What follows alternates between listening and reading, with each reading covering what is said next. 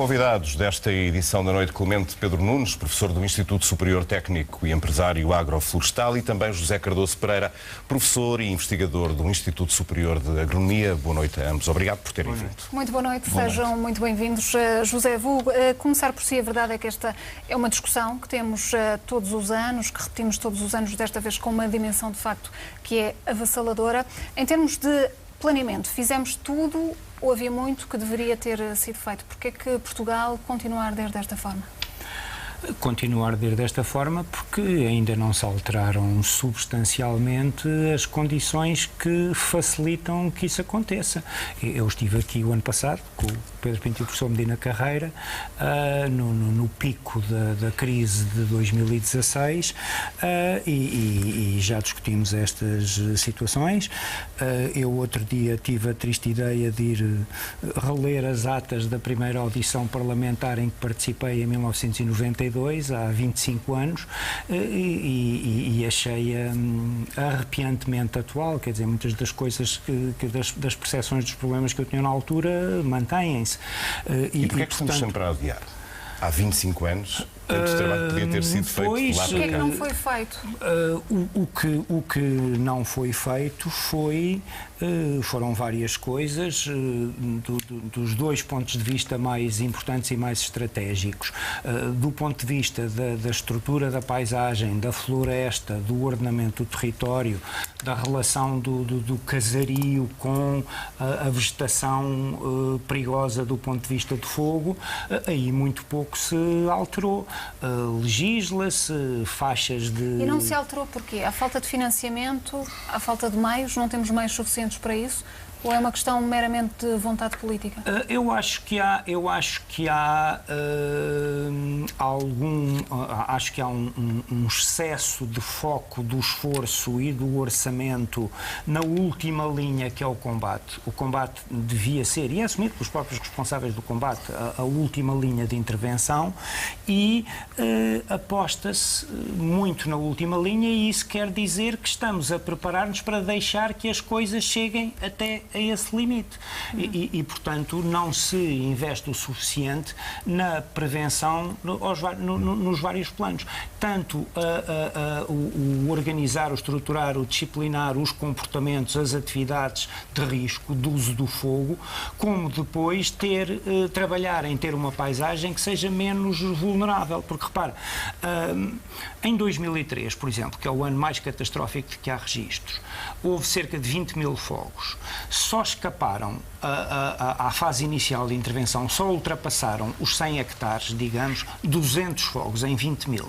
Esses 200 fogos queimaram 400 mil hectares. Queimaram 5% da área do país. Portanto, não é... E já nessa altura chegamos à conclusão que o que falhou foi, de facto, a prevenção. Porque, repare, não podemos ter expectativas que o sistema de combate faça muito mais do que 99%. O problema, o que é razoável... O professor Clemente Pedro Nunes também sobre este assunto, porque continuamos a fazer a mesma pergunta 2 dias depois, que é como é que foi possível, o que é que aconteceu de facto naquelas horas em Pedrógão? Este ano temos uma situação particular, como nunca tinha acontecido, que foi o que é que aconteceu no sábado entre as 14 e as 20 horas.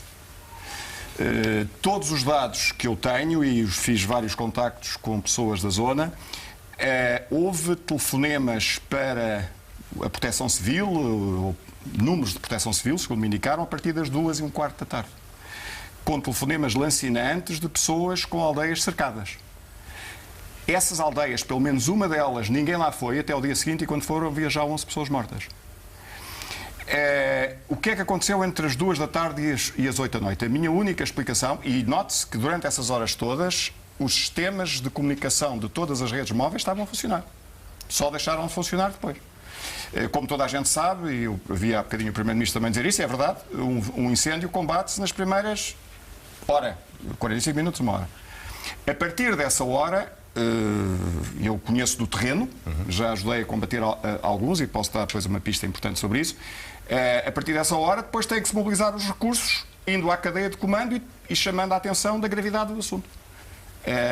Aparentemente, o que aconteceu no sábado foi que os responsáveis ou alguém não transmitiu as ideias, porque de facto Quando se percebeu que a primeira intervenção não funcionou, devia-se ter dito alto e para o baile. Isto é como uma pessoa que vai para... Eu há bocadinho citava esse exemplo, colega. A pessoa vai para um casamento para estar satisfeito. Um fim de semana excelente, de junho, o país todo corria bem, estava tudo satisfeito. E de repente o pai da noiva sente-se mal. E a pessoa dá-lhe uma alcacelce e diz: vai passar 5 minutos. Não passou. E a pessoa diz: espera lá, tem que se avisar a noiva que a festa tem que ter aqui um switch. Temos que mudar o chip. Eu é a única explicação que vejo. Portanto, porque a não é reação possível e a gestão desta crise... entre as 2 da tarde. E, com certeza, a Proteção Civil, os registros, há registros sobre isso. Aliás, parece que há uma televisão que tem uma entrevista com um popular que, exatamente às 4 da tarde, já dizia que não estava a ser respondido os seus telefonemas, inclusive terá feito algumas críticas menos agradáveis ao Sr. Primeiro-Ministro. Não sei se foi a TVI, se foi a SIC. Disseram-me que era uma das duas. E que depois essa entrevista já foi passada, já sem as críticas mais contundentes ao Sr. Presidente da República, e, portanto, podem ver as horas. O que é certo é que havia lugares, só o facto de haver lugares em que as pessoas estavam cercadas pelo fogo e ninguém assumiu que havia ali alguma coisa que estava a correr drasticamente fora do que era expectável, é dramático, porque o Estado português serve, no coração de Portugal, para que se vão buscar os recursos todos, porque se tem uma situação fora do normal. Adicionaria mais alguma pergunta às 3 que foram colocadas no despacho do Primeiro-Ministro, enviado às 3 entidades? A grande questão para mim é esta, e algumas dessas questões são esgravatadas, mas há uma questão fundamental. É saber, porque eu da cadeia de comando desconheço em absoluto, eu sou professor catedrático de Estratégia de Processos e sou, como disse bem, empresário agroflorestal e já andei a combater incêndios no terreno. Onde, aliás, devo-lhe dizer que a questão mais importante aí, quando se vão mobilizar pessoas de fora para locais rurais com acessos complicadíssimos, com ravinas no meio, é ter pisteiros e pessoas no local que os saibam orientar. Eu estava a ver há bocadinho pessoas a chegar de Sintra e Galamares a Góis e pergunto-se, ou há alguém naquela freguesia, não só naquela freguesia, às vezes como em bocados de freguesia, que os oriente, ou a utilidade prática daquelas pessoas é extremamente baixa. Eu orientei às 3 da manhã caminhões cisternas que estavam a caminhar para um barranco. De pessoas que tinham vindo de Castelo Branco, ali na freguesia da Serra de Conceito Tomar.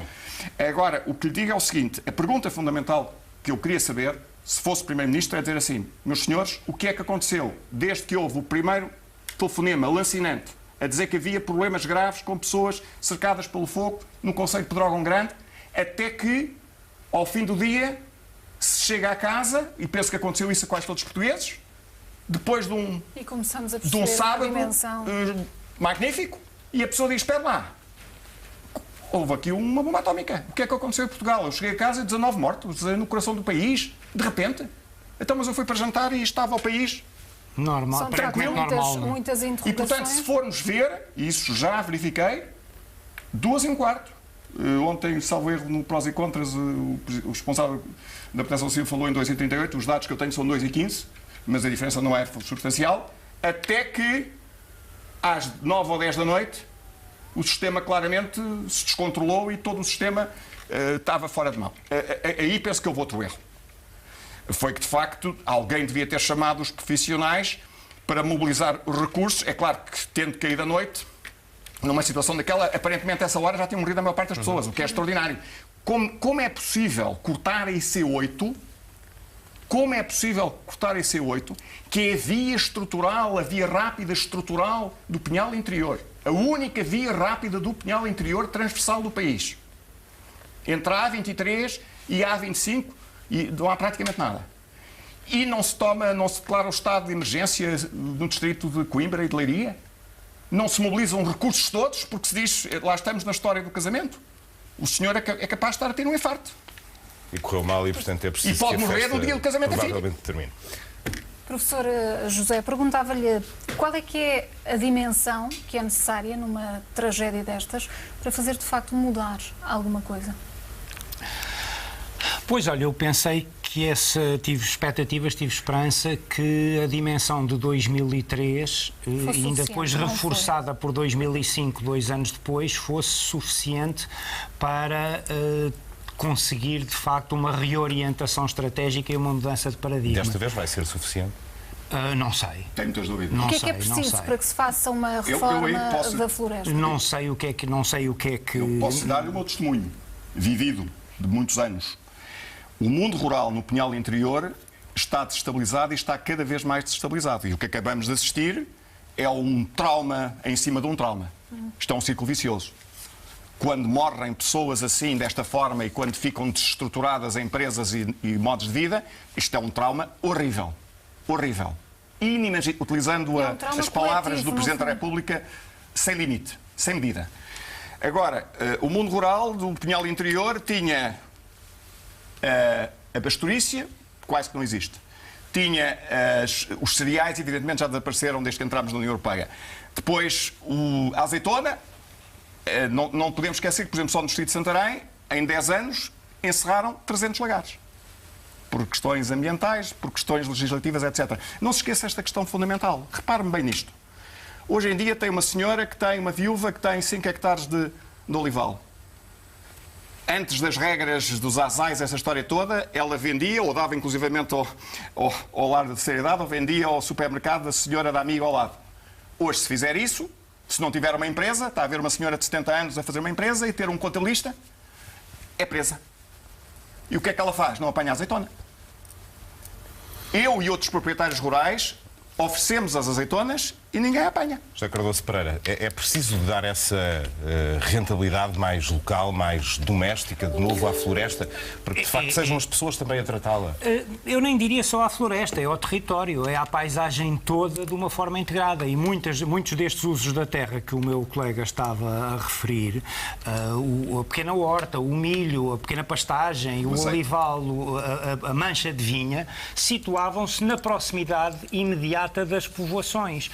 E as povoações tinham ali uma espécie de barreira natural, porque isto são tipos de uso da terra muito menos perigosos do ponto de vista do fogo do que a floresta ou os matagais, e entre as povoações e a floresta contínua, a grande mancha de floresta, a grande mancha de mato, havia todas estas formas de uso da terra, que entretanto, com o envelhecimento das populações, com o abandono rural, se foram perdendo.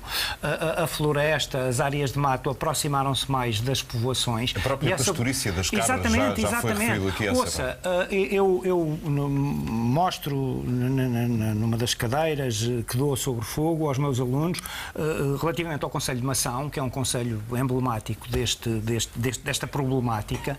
As armas do Conselho de Mação, da Vila de Mação, são uma ovelha, um cacho de uvas e 2 abelhas. Portanto, era a pequena pastorícia, a vinha e o mel. E isto foi assim até há 60 ou 70 anos. Daí para cá a paisagem alterou-se drasticamente e formou-se esta mancha contínua de floresta com os povoados. E vai ser certamente necessário ter isso em conta na próxima reforma florestal. Ou se tem para terminar rapidamente, professor. Muito pragmático. Se me perguntar o que é que mudou depois de 2003 e 2005, como dizia muito bem o meu colega, que foram 2 anos paradigmáticos, foi uma decisão do governo então de José Sócrates de instalar 15 centrais da biomassa. Qual é o objetivo? Racionalizar a utilização dos resíduos florestais, da limpeza dos eucaliptos, da limpeza e das ervas. Dessas 15 foram instaladas 5. Nesta região, por exemplo, só existe uma central de biomassa, salvo erro 3 megawatts, na Sertã.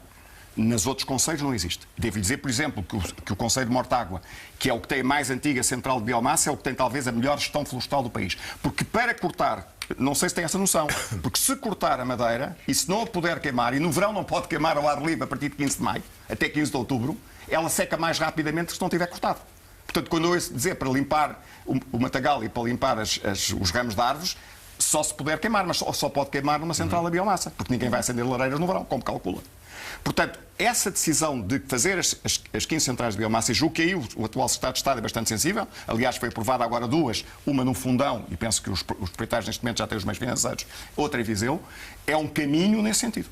Porque ou se racionaliza o corte da floresta, ou dizer, como vejo alguns grupos ambientalistas, dizer que tem que se decretar que os proprietários têm que cortar e limpar as matas, provavelmente têm que entregar algumas dessas cartas nos cemitérios ou nos lares da terceira idade de 90 e tal anos, porque onde estão os proprietários atuais. Professor Clemente Pedro Nunes, professor José Cardoso Pereira, obrigada a ambos pelas pistas que nos deixaram e também pelas explicações nesta edição da noite. Obrigado.